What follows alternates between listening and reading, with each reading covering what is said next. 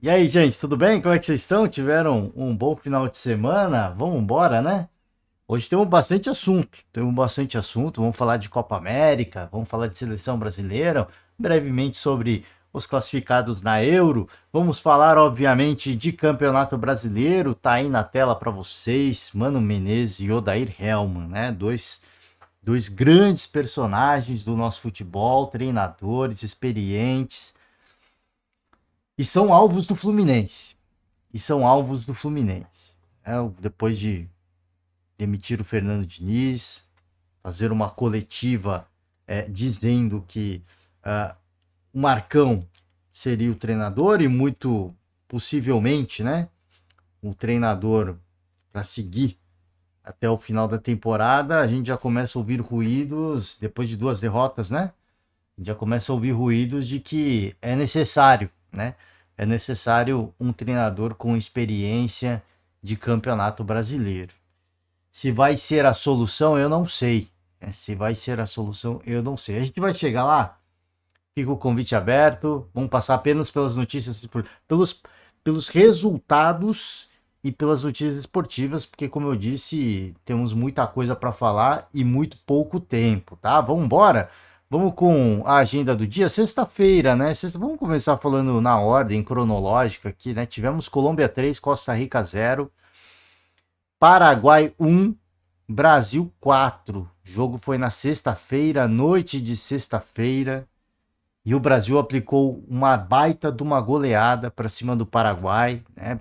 Para quem estava mais pessimista e reticente como eu, um belo placar, um belo resultado, mas assim, aí quem acompanha a gente de repente vai falar, quero ver falar agora, né, da seleção, quero falar agora do Dorival. Eu não falo assim, quando a gente faz a crítica, a gente não. E eu, quando eu vejo os programas esportivos, é óbvio que tem muita gente que é negacionista, né? Tem muita gente que é anti. E torce contra mesmo, né? Se a gente for falar de Diniz, então, o que tem de gente que torce contra o Diniz é pura maldade mesmo. Tem gente que torce contra o Diniz. Não é nem assim, vamos esperar para. Não, torce contra mesmo. Torce contra para dar errado, para agora falar assim, eu avisei, né? O trabalho do Diniz tem prazo de validade, né? Mesmo o cara sendo campeão da Libertadores. Mas enfim, aqui, especialmente no podcast, eu digo eu, falo por mim, pessoalmente. Eu torço sempre para as coisas darem certo. Tanto que eu fiquei extremamente empolgado quando o Diniz foi escolhido treinador interino da seleção brasileira. E eu fiquei extremamente empolgado quando o Dorival Júnior foi escolhido técnico, agora não mais interino, né? Técnico mesmo da seleção brasileira. Fiquei muito empolgado. Quem nos acompanha aqui sabe o que eu estou falando. Só que, né, em virtude de algumas insistências, né, em virtude de algumas situações, de algumas escalações, de algumas convocações, a gente vai perdendo a confiança. Isso é natural, isso é natural. Quando você torce, é natural que você passe por momentos de desconfiança. E esse 4-1 para cima do Paraguai não melhora a minha confiança. Não é querendo ser aqui, né, mensageiro do caos, né, negacionista, anti. Não é isso, gente. É que assim, quando a partida estava 0-0, o Paquetá ele tem uma penalidade a seu favor, né, a favor da seleção brasileira. E ele isolou a bola. O Paquetá simplesmente isolou a bola. O Paquetá foi converter uma segunda oportunidade de penalidade quando já estava 2-0 para o Brasil, né? Foi 2-0? Já nem lembro mais, né? A ordem cronológica aqui. Aí vocês vão falar, tá vendo? Não sabe nem. Não, assim, quando o Brasil já estava ganhando tranquilamente, né? Vamos corrigir aqui, eu não lembro a ordem dos gols. O primeiro foi do Vini, né? O segundo foi do Savinho. Terceiro, cara. O terceiro foi do Vini de novo? Foi aquele lance, aquela pataquada da defesa paraguaia, né? E depois 3-1 e o Paquetá foi fazer o quarto, né? Já estava com o resultado garantido, o jogo estava fácil, estava praticamente ganho, e aí ele converte o gol, aí ele faz o gol. E aí, quando ele faz o gol, ele sai, né, com uma marra, né? Não sei se vocês viram, ele tava louco, né? O Paquetá tava louquinho para mandar um cala a boca, para sair xingando todo mundo. Só que aquela coisa, eu já estava falando sobre isso, cara, assim, eu não duvido, e a crítica que a gente faz aqui não é na maldade, né? Eu não duvido, eu não questiono da capacidade, da da capacidade técnica, da capacidade de, assim, da qualidade individual, do talento, né? Porque esses caras são talentosos, do talento do Lucas Paquetá, do talento do Rafinha. O que eu questiono aqui é o protagonismo, é o ser decisivo, é você marcar o gol, tirar a pressão do time para que o time construa os caminhos da vitória de forma mais sossegada, né? Sem aquela pressão de, pô, tem que fazer o gol, pô, tem que ganhar. E o Paquetá não é esse cara. E o Bruno Guimarães não é esse cara. E o Rafinha não é esse cara. É isso que eu tô falando, assim. Não tô falando deles no clube deles. Eu não tô questionando o talento deles. Né? Agora, quando você faz um gol, a partida tá 3-1, você quer mandar, tá louquinho para mandar a galera calar a boca, cara, isso para mim diz muito sobre se esse jogador tem que ou não ser convocado, ou tem que ser ou não. Convocado eu acho que tem que ser. Tem que ser convocado. Agora, se esse jogador deveria ou não ser titular. Aí você me pergunta, e quem vai jogar no lugar dele? Eu não sei. O Dorival, ele conhece muitos jogadores, especialmente que atuam no Brasil. Ele sabe quem pode ser decisivo ou não. Né? Agora, sim, o que fica claro é que alguns jogadores têm muito talento. Tem muito talento, mas pouca capacidade de ser decisivo. Pouca capacidade de ser protagonista. Só isso que eu digo. Né? E como eu falei, a reação pós-gol mostra muito sobre isso. Né? Mostra a reação do Danilo ao bater boca com o torcedor no estádio, diz muito sobre isso. Diz muito se ele deveria ou não ser capitão da seleção brasileira. Esse o ponto. A gente não questiona jamais, né, jamais o quanto cada um trabalha. A gente não questiona jamais o talento individual de cada um. Jamais a gente questiona isso. Agora, o que a gente questiona é numa partida difícil, contra uma Costa Rica, o Dorival tirar o Vinícius Júnior. Pô, tava mal. Tava mal mesmo. Tava mal mesmo. Mas é o cara hoje mais diferente da seleção brasileira. E ele provou isso nessa partida contra o Paraguai. Quando o negócio estava difícil, quando o Paquetá foi lá e perdeu o pênalti, jogou a pressão de novo pro Brasil, pô, de novo vão empatar. O cara talentoso, o cara que quer ser o melhor do mundo, o cara que, cara, assim, que decide no Real Madrid, né, o maior clube do planeta, eu falo por conta de títulos, tá? Por conta de títulos, o Real Madrid é o maior clube do planeta. Agora, assim, quando este cara, né? Este cara que está acostumado a situações difíceis, quando este cara está acostumado a apanhar, muitas vezes da imprensa, de torcedores rivais, ele vai lá e ele decide, porque ele não tem medo desse tipo de situação. Né? O duro é ter espaço, como aconteceu com a Costa Rica, mas quando ele tem chance, ele não tem medo. Né? Ele vai lá, ele respira fundo e ele vê as coisas de uma forma diferente. Então, assim, como eu falei, eu não vou aqui só criticar. Parabéns à seleção. E isso mostra que, cara, assim, tem tantos jogadores, tantos e tantos jogadores que tem que estar lá, que tem que ser convocado. Agora, a minha crítica é assim, deveria ser titular? Esse é o ponto, né? Deveria ser titular? Esses caras têm capacidade de serem decisivos, de serem protagonistas? Como conjunto, eu não tenho dúvida. Agora, individualmente falando, na hora do desafogo, na hora que o time precisa, sem o Neymar, como é que você vai? Da onde você tira um cara decisivo em uma partida difícil, como foi contra a Costa Rica? Tem poucos, talvez tenha um só. Dois no máximo. Titulares hoje, um ou dois no máximo. Rodrigo e Vinícius Júnior. Né? Então, assim, é por isso que eu falo assim, e aí fica fácil, né? Por isso que eu falo assim, pô, mas se são só os dois, tá bom. Não tá bom, porque fica fácil marcar. O adversário, eles sabem, pô, assim, não vão abrir espaço pro Paquetá, porque senão, né, é covardia, ele vai fazer o gol, mas não precisa fazer a dobra, né? No Vini, a gente precisa fazer a dobra. Às vezes a trinca. No Rodrigo, às vezes a gente precisa fazer a dobra também. Precisa ter dois caras, mas pro resto, pô, não, marcação por zona tá tranquilo, né? É só tirar os espaços. É isso, cara. Né? Então, assim, se você marcar bem, como fez a Costa Rica, muito dificilmente alguma coisa vai acontecer.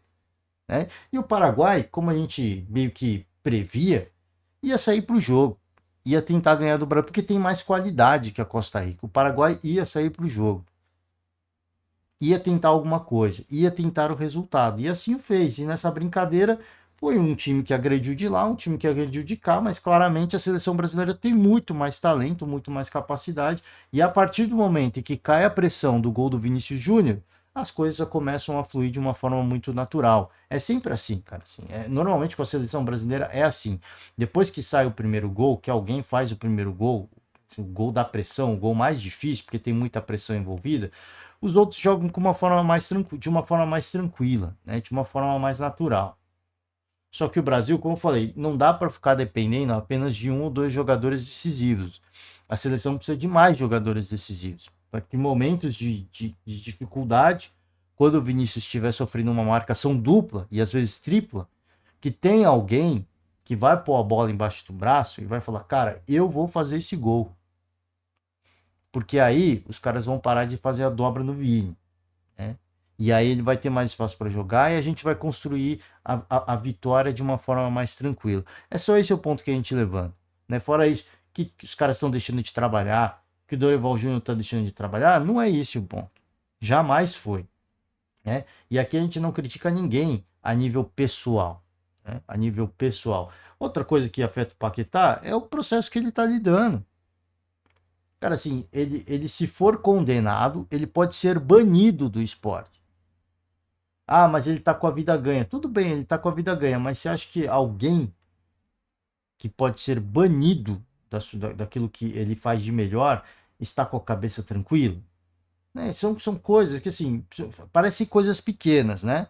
Coisas pequenas, mas fazem a gente refletir assim, cara, será que o Dorival realmente ele está escalando o que ele tem de melhor? Ou ele realmente está preocupado, né, em ganhar a Copa América, em ganhar um título? Ou ele está preocupado em dar uma resposta para alguém, né? Ou ele tem que dar satisfações a alguém? Esse que é o problema, né, que a gente fica. Só que, como eu falei, não dá pra gente ficar nesse campo do imaginário de, pô, será que é isso ou será que não é? A gente vai criticar o Dorival pelas escolhas. E as escolhas, né, são essas. O Brasil venceu o Paraguai? Venceu. Né? Mas Paquetá perdeu o gol quando estava 0-0. O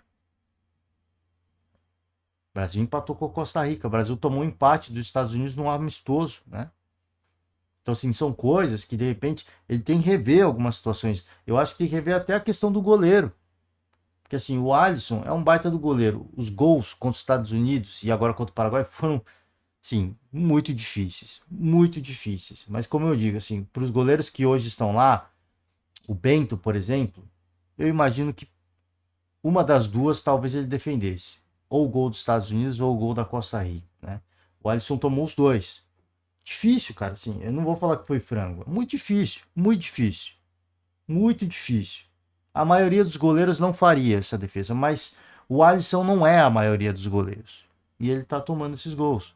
Então, assim, você precisa ter na meta da seleção brasileira, ou de qualquer seleção que a gente fala, o que tem de melhor. O que tem de melhor. O Alisson é um dos melhores goleiros do mundo, não tenho dúvida disso, mas não está no seu melhor momento tecnicamente. E cabe ao Dorival Júnior reconhecer isso. São essas coisas. Volto a repetir, não adianta ele ficar sendo treinador resenha, porque na seleção não há tempo para isso. Ele não tem tempo para trabalhar o psicológico, de dar confiança, né? Como ele fez no São Paulo. Ele não tem tempo para isso, ele não tem uma temporada inteira para isso. É esse que é o ponto. Então, por isso que a gente fica nessa crítica, porque é pouquíssimo tempo de trabalho, né? E algumas insistências continuam acontecendo. Tudo bem, venceu o Paraguai, está praticamente classificado. A gente vai ver agora contra a Colômbia, né? Vamos ver. A gente vai ver no mata-mata. Às vezes, jogar uma fase de grupo, você pega uma Colômbia que já está classificada, os caras tiram o pé. Não, vamos poupar. Vamos pensar no mata-mata. No mata, né? Mata-mata não, porque não tem volta. Vamos pensar no mata. Enfim, né, gente? Enfim, vamos seguir. Colômbia venceu fácil a Costa Rica, né? 3-0. Então, eu acho que isso diz muito. Acho que isso diz muito. O Brasil não marcou um gol e a Colômbia venceu por 3-0. Ah, mas vamos pegar aqui, ó. Pegar aqui a chave da Copa América, grupo do Brasil. Aí vai falar: "Ah, mas a Colômbia venceu apenas de 2-1 do Paraguai, e o Brasil venceu de 4, né?" Mas a Colômbia venceu os dois. A Colômbia venceu os dois. E volto a repetir, assim, o Paraguai que foi pro tudo ou nada com o Brasil. Tudo ou nada. E saiu, teve a melhor chance, a primeira grande chance do jogo foi do Paraguai, né? Então aí já tem a primeira grande chance. Já vê meio que assim, o Alisson não tá com a confiança no topo. Pô, vamos pra cima, né? Vamos tentar alguma coisa, vamos arriscar alguma coisa, vamos fazer uma gracinha. Agora praticamente eliminado, né? Praticamente, porque Costa Rica também precisa vencer e precisa golear e fazer praticar uma goleada histórica para passar, né? O Brasil já tá lá. A Colômbia também. Aí de repente vence a Colômbia, fica aquele recorte positivo, né? Ah, vencemos a Colômbia, mas aí se não, a Colômbia já classificada, tá com 6 pontos, né? Tem tudo isso que entra na conta. Esse jogo contra a Colômbia é importante? É. Se perder, eu acho que diz mais do que sobre ganhar. Né? Porque se ganhar, a gente fica nessa de, pô, será que os caras jogaram na força máxima? Agora, se perder da Colômbia, vai ficar ainda mais claro que, poxa, os caras já classificados venceram o Brasil. Isso quer dizer muito, né? Isso quer dizer muito sobre o momento, a confiança dos atletas e o trabalho do Dorival, né? Enfim, vamos embora, vamos seguir com a agenda de jogos. Vamos agilizar aqui. Vasco da Gama 1, Botafogo 1. Vasco teve que buscar, o Paê foi substituído. Ficou meio bravo, né? Mas o gol do Verratti é qualquer parada, gente. O gol do Verratti é qualquer parada. Esse cara, ele é muito diferente, mano. Já falei aqui várias e várias vezes. Eu vou seguir elogiando o Pablo Verratti. Assim, cara, assim, você que achou um lance comum, de repente está falando, tá puxando o saco do Verratti. Cara, assim, o lance, cara, ele cabeceia indo para trás. Ele consegue ajeitar a bola no canto indo para trás. Ele está caindo para trás. Você tem noção do movimento? O movimento é totalmente antinatural, né? Ele tira a potência do pescoço, né? Ele dá uma famosa gansada na bola, ele dá uma pescoçada na bola, né? Ele gera toda a força de cabeçada pelo pescoço ali.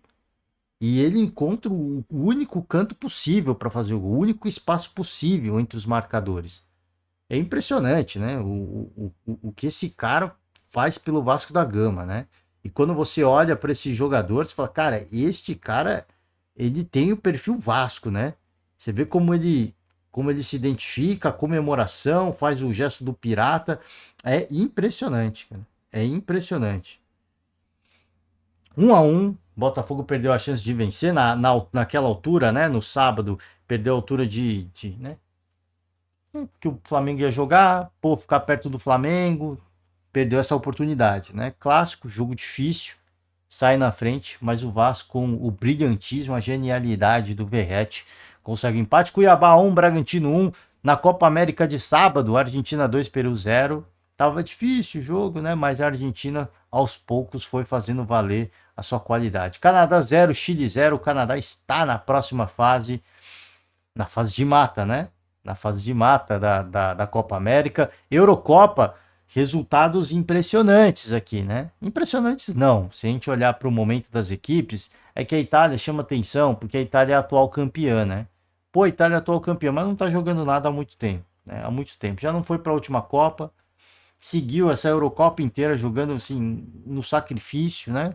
Fazendo um gol chorado aqui, um gol chorado ali, uma hora cobra. A Suíça é muito mais time. Hoje a Suíça é muito mais time. Como conjunto, tá? Como conjunto. A Suíça é muito mais time. Fez valer a sua superioridade como conjunto. Venceu a Itália assim 2-0 e para mim foi um 2-0 fácil. Um 2-0 fácil. A Alemanha sofreu um pouquinho mais, né? Dinamarca, um adversário que marca muito bem, difícil de marcar gols. 2-0 para cima da Dinamarca. Avança, hein? A Alemanha vai encarar a Espanha, que também avançou. A gente vai chegar na Espanha já. Domingo, né? Jogos de domingo, Campeonato Brasileiro. A gente vai passar pela tabela de tudo aqui, tá? Vamos lá? Vamos começar por Copa América e Eurocopa, né? Que são poucos jogos. Jamaica 0, Venezuela 3. A Venezuela venceu os 3 jogos, hein? Impressionante. A Venezuela venceu os 3 jogos da fase de grupo. Acho que é a primeira vez que isso acontece na história, né? Da Copa América. De qualquer competição, se eu não me engano. México 0, Equador 0. Na Eurocopa, Inglaterra 2, Eslováquia 1. E como eu disse, né, o Brasil está para a Inglaterra, como a Inglaterra está para o Brasil, né? Time estrelado, mas poucos jogadores decisivos. Dessa vez, o Bellingham Parece que, né? Pô, o Vini decidiu na Copa América, o Bellingham decidiu decidir, né? Ele resolveu decidir para a Inglaterra. Um gol de bicicleta, últimos segundos da partida, a Eslováquia ganhava por 1-0 e o Bellingham faz um gol de bicicleta, meio que um voleio quase, né? Mas é uma bicicleta, a perna tá para cima, mas o corpo tá de lado, né? Difícil, cara. Difícil. Cara, assim, um talento, uma habilidade para poucos. Por isso que eu falo, quando a gente fala de seleção inglesa, e aí fala, pô, é a seleção mais valiosa do torneio, né? E aí muita gente fica, seleção valiosa, que não sei o que, não é tudo isso. Cara, assim, como conjunto é uma porcaria, né? Como conjunto é uma porcaria, vamos combinar, né? O Harry Kane só faz gol depois que tá ganhando. Como conjunto é uma porcaria. Agora, individualmente falando, não tem como discutir. A mesma coisa da seleção brasileira, né? Mesma coisa da seleção brasileira. Como conjunto, às vezes deixa a desejar. Para decidir, tem muito poucos, né? Na Inglaterra, o México dizer que não tem nenhum. Mas o Kane e o Bellingham fizeram o gol, cara, assim, quando ficar mais agudo ainda, né? Tá na oitava de final, quarta de final, vai ser ainda mais difícil para os caras decidirem, né? Mais difícil. A menos que num lance espírito os caras já fazem o gol nos 10 primeiros minutos de jogo. Aí eles jogam soltos, né? Mas por isso que eu falo, a Inglaterra está pro Brasil, porque assim, até sair o primeiro gol, se é que sai, todo mundo se esconde. Né? Os caras não tem um para decidir ali. É impressionante, né? Mas o Jude Bellingham fez o gol, cara, não é, mas pô, precisou do jogo inteiro para sair o gol. E aí ele mostra toda a genialidade dele, né? Você vai questionar a genialidade dele? Você vai questionar a genialidade do Harry Kane? Você só pode estar maluco se você questionar. Agora, na seleção inglesa não funciona. Venceu, venceu. Aí muita gente vai falar chupa, né? E tem vários vídeos que viralizaram dos torcedores, né? Tava saindo do estádio, saiu o gol do Bellingham, e aí os caras começam a cantar, né? Aqui é a Inglaterra. Aí ele tava indo embora do estádio, cara. O cara tava indo embora do estádio. Porque o gol foi nos últimos segundos, tá? Já tinha estourado o tempo de acréscimo, praticamente. E aí os caras, aqui é a Inglaterra, aqui é a Inglaterra. Pô, mano, os caras, meus torcedores sabem, mano. Pô, tem muito talento, tem muita qualidade, mas como conjunto não funciona, né? Espanha sofreu também, saiu atrás, gol contra, mas busca a virada de uma forma natural, muito natural. É diferente, você vê como quando a gente olha a Espanha, é muito diferente a Espanha jogando. Talvez numa semifinal, numa final, os caras que decidem hoje não façam os mesmos gols, mas pô, na fase de grupos, ninguém se omite. A Espanha não sofre para vencer gol, para vencer jogo, né? Para vencer gol. A Espanha não sofre. É totalmente diferente. Tinha uma equipe que funciona com, assim, cara, o toque de bola é tranquilo, é tudo muito natural para a seleção espanhola, né? Volto a repetir, talvez numa fase mais aguda, uma semifinal, uma final, talvez seja um negócio diferente, talvez os caras sofram bastante, talvez nem vença. Mas, cara, até chegar lá, os caras, assim, é o time que mais dá gosto de ver jogar. Mais ainda que a França. A França, para mim, ainda não mostrou que veio. Né? Então, assim, a Espanha hoje na Euro é a equipe que mais dá vontade de ver. Porque, assim, os caras jogam fácil. Mas a qualidade dos adversários. Mas todo mundo pegou uns times meio bagre, né? Na competição, com todo respeito. Mas todo mundo pegou uns times mais ou menos. E só a Espanha fez o seu papel, cara. Assim, pô, mais tranquilo, mais sossegado, né? Vamos pegar aqui, ó, só para finalizar, a tabela da Copa América e da Euro. Tá? E a gente vai direto, a gente fica de vez no Campeonato Brasileiro. Tá aqui, ó, terceira rodada. Argentina 9 pontos, 100% de aproveitamento. E o Canadá passa em segundo com 4. Chile tá fora, Peru fora, né? Peru que sempre vinha bem nos últimos torneios, né? Lanterna, cara. Lanterna. Grupo B, Jamaica aqui, né? Tá fora, lanterninha, 0 pontos. O México ficou de fora, hein? Quem passou foi o Equador e passou a Venezuela com 100% de aproveitamento. Olha isso aqui, cara. Às vezes acontece, hein? Às vezes acontece. Eu me lembro de um grupo da morte, acho que foi na Copa de 2014 no Brasil, né? Que tinha Uruguai, que tinha. Era Itália que tinha lá, e quem passou em primeiro foi a Costa Rica. Se eu não me engano, foi isso. Foi alguma coisa assim, né? Se eu não estou enganado. Pô, o grupo da morte, a Costa Rica vai apanhar de todo mundo. A Costa Rica passou em primeiro do grupo. Então você vê que às vezes acontece nessas competições, tá? Faltando definir ainda Grupo C, provavelmente Uruguai. Provavelmente não, né? Não, o Uruguai pode ficar de fora ainda, dependendo da combinação de resultados, saldo de gols, né? É que tem saldo de 7. O Panamá conseguir tirar isso aí é muito improvável, né? Muito improvável. Eu vou cravar que o Uruguai já está lá. O Uruguai já foi, e aí a briga ficou com os Estados Unidos e Paraguai, como eu falei. Se os dois vencerem, os dois chegam a 6 pontos como o Uruguai, mas o saldo de gols do Uruguai é 7, né? Ninguém vai passar, né? Ninguém vai passar, nem Estados Unidos, nem o Panamá. Então o Uruguai já está lá e deve estar lá como líder do seu grupo. Grupo D fica a definição também, como a gente falou aqui, né? O Brasil vai encarar a Colômbia, vai ficar essa definição. Na Euro, tá? Na Euro, Espanha avança, Alemanha avança e essas duas gigantes, as duas maiores campeãs da Eurocopa vão se digladiar, né? Aqui Inglaterra vai encarar a Suíça e aqui, cara, assim, se a Inglaterra não jogar a bola, se ficar com essa bolinha aí, todo mundo se escondendo do jogo, a Suíça vai meter 2, tá? Como fez com a Itália. A Suíça vai meter 2. Então, assim, espero que esse jogo tenha sido o jogo da virada de chave. De, cara, chega de sofrer. A gente joga a bola. Então vamos jogar. Né? Espero que seja isso. Porque senão vai cair para a Suíça mesmo, tá? Vai cair para a Suíça. Ah, mas não tem tradição. Não tem, mas joga a bola. É diferente. Os caras são verticais. A Suíça é objetiva. Defende bem, faz gol. Ah, tá difícil, tá sofrido. Tome gol. Tome. Toma aqui para ficar garoto, para ficar ligeiro, para ver que a gente tá ligado, que a gente não tá morto no jogo, né? Essa é a Suíça. Então vamos ver aqui definições, né?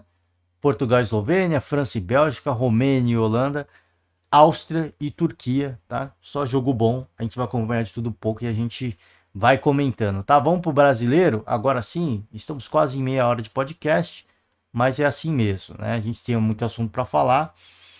Atlético Mineiro 1, Atlético Goianiense 1, jogo na Arena MRV, hein? Grêmio venceu o Fluminense, dá uma respirada o Grêmio, né? O jogo voltou para o Rio Grande... O Grêmio... jogo voltou não.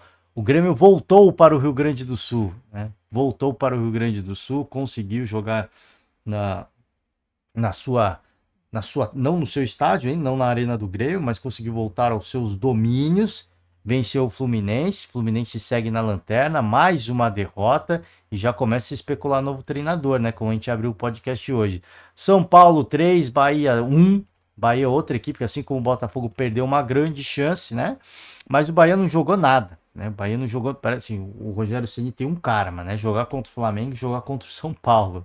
Esse é o karma do Rogério Ceni. Não jogou nada a equipe do Bahia, nada. Assim. O São Paulo conseguiu uma vitória fácil e tranquila, né? Uma vitória absolutamente fácil e tranquila. Fora o trabalho, né? A gente não tô desmerecendo o São Paulo, não. Fora o trabalho, né? Fora o trabalho. Fora os ameaços. O Caleri ainda fez um golaço que foi anulado, né? Aquele impedimento, né? Milimétrico que a gente sempre fica questionando, né? As linhas, né? O pixel, né? O pixel da imagem. Mas enfim, anulado 3-1, tá bom. Fortaleza venceu o Juventude 2-1. Vitória 0, Atlético Paranaense 1, voltando a vencer o Atlético, hein? Depois da saída do Cuca. Flamengo venceu o Cruzeiro 2-1, agora líder isoladíssimo da competição. Não tem ninguém para ficar pertinho, um ponto ou empatado, não. Líder isolado, né? Criciúma 1, Internacional 1. E a situação de tabela é essa, né? Flamengo 27 pontos, Botafogo 24, Bahia 24, Palmeiras 23, vai jogar contra o Corinthians hoje, tá? Jogo muito difícil, tá? Muito difícil. A gente vai falar, você vai falar assim: "Ah, mas o Palmeiras tá muito melhor", né? Mas assim, isso costuma acontecer em clássicos, especialmente nos derbys, né? Especialmente nos derbys. Às vezes um time tá muito melhor que o outro, e nesse caso tá muito melhor que o Corinthians, mas os jogos sempre são difíceis, tá? Mesmo sendo no Allianz Parque, os jogos sempre são difíceis. Então eu não vou ser maluco de cravar alguma coisa aqui. Mas o Palmeiras pode encostar no Flamengo. É o único que pode ficar aqui a um pontinho do Flamengo. Atlético Paranaense e São Paulo, né? Duas equipes que subiram. Cruzeiro caiu 1, Fortaleza subiu bem. Bragantino, Internacional, o Atlético, o Juventude. E aí vem Criciúma, Cuiabá, Vitória, Vasco, empatado com o Atlético Goianiense, mas ainda fora da zona do rebaixamento. Grêmio, que dá uma respirada, respira, né? Subiu mais uma posição, joga o Corinthians para baixo, fica mais delicada ainda a situação corintiana. E o Fluminense que não vê luz neste momento, no fim do túnel, né? O Fluminense que não tem absolutamente nada.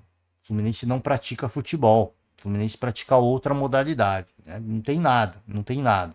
Assim, um dos trabalhos mais longevos dos últimos anos no Brasil, que foi o trabalho do Fernando Diniz, parece que não aconteceu nada, né? Parece que não aconteceu nada.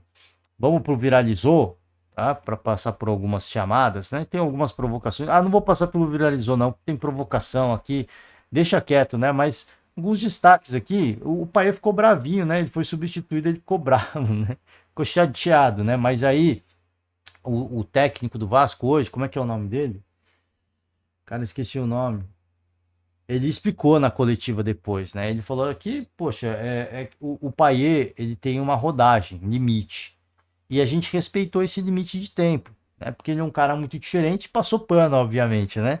Ele é um cara muito diferente e a gente não pode correr risco de ficar sem ele, né, em partidas futuras, né? Foi ligeiro, né?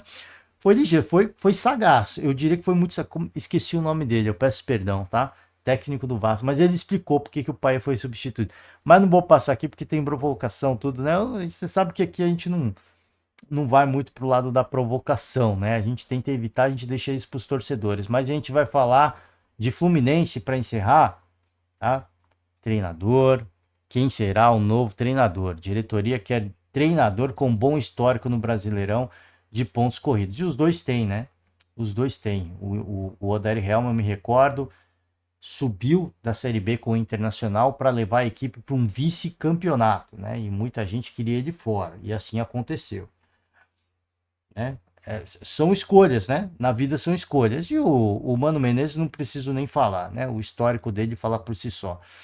Só que o que me causa estranheza, que como eu falei, a gente estava falando aqui, um dos trabalhos mais longevos dos últimos anos. Eu cheguei a dizer, se eu não me engano, no início dessa temporada, que o Fernando Diniz ele era incaível, assim como era o Abel Ferreira, assim como era o Juan Pablo Vojvoda.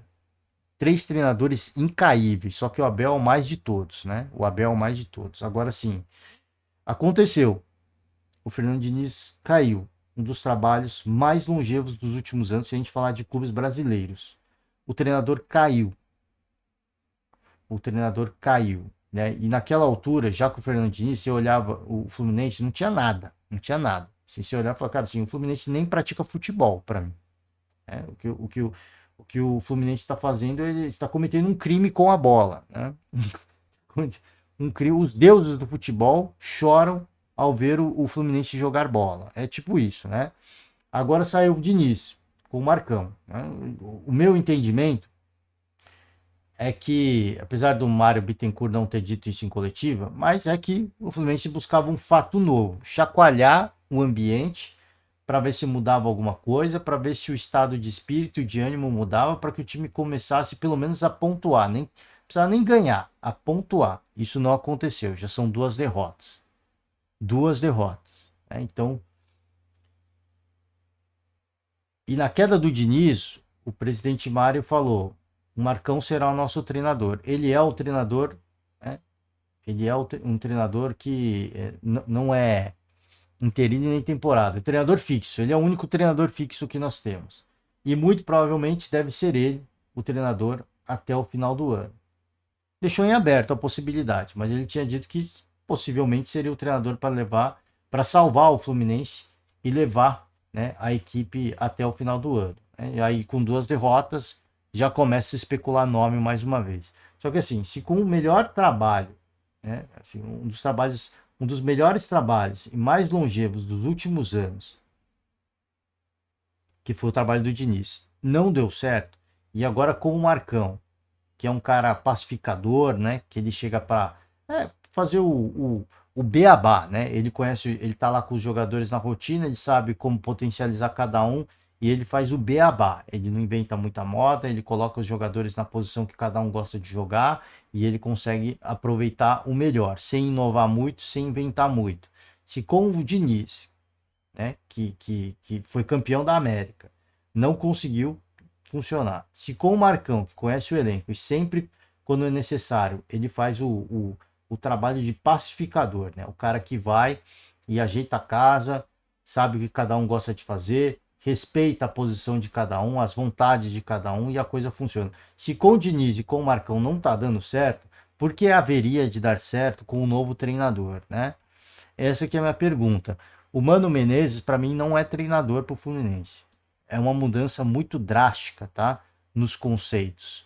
O Odair é a mesma coisa, só que o Odair tem tempo de casa. O Odair conhece já, né? A torcida e tudo mais. Conhece melhor que o Mano. Então eu iria mais por um Odair. Né? Iria mais por um Odair. Talvez o Mano Menezes, pô, vamos fechar a casa, vamos retrancar, talvez funcione. Mas não funcionou com o Corinthians. Se não funcionou com o Corinthians, para mim, né, vindo de uma filosofia do Fernando Diniz, não vai funcionar com o Fluminense. Então eu acho que assim, o Fluminense deveria, e é um treinador muito caro para mim, na minha opinião. Treinador muito caro.